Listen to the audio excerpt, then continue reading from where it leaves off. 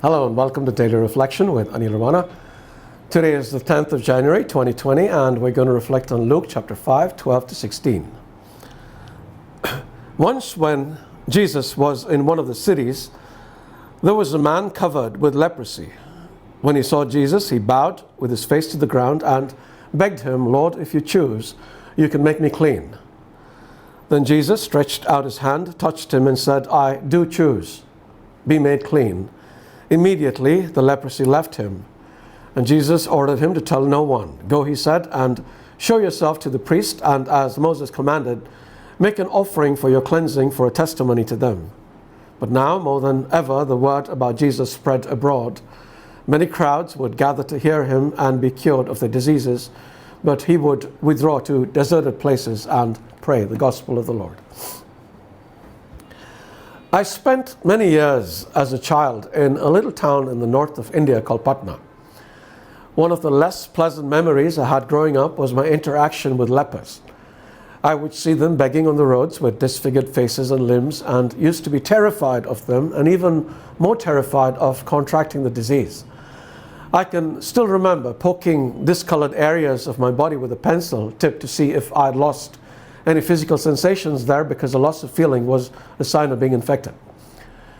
Lepers have always been socially ostracized, often being put in leper colonies. Today the disease is curable, and because it is not very contagious, most colonies have closed. However, in Jesus' time, leprosy was a dreaded disease and lepers were greatly feared. The healing of a leper was just about as impossible as raising somebody from the dead, and in biblical history, only two people, Moses' sister Miriam and Naaman the general, were ever cured of leprosy. A leper once sees Jesus. Luke's description that he was covered with leprosy indicates that he was in an advanced stage of the disease. He probably stared at Jesus from a distance. 6 feet was the minimum distance they were required to keep, although they were sometimes beaten even if they were found 12 feet away. I can't even begin to imagine what was going on through his mind. He has undoubtedly heard that Jesus has been healing people. Could he possibly heal him? But if Jesus was to heal him, he would have to get closer than 6 feet, and that might mean a beating. But on the other hand, he might get healed. Should he take the risk? Well, we know what he decided to do. He rushed at Jesus before anybody could stop him, dropped to his knees, bent forward until his feet almost touched the ground, and begged Jesus to make him clean. The crowd, who would have gasped in horror, recoiling from the leper, would have gasped even louder and recoiled even further at what Jesus did.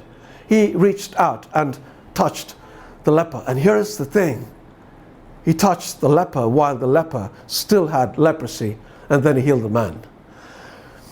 We may not suffer from leprosy as this man did, but sin makes us leprous, disfiguring our souls. We may have kept our distance from God because of it, but there really is no need, because he wants to heal us. So let us get close and ask him to make us clean, and he will.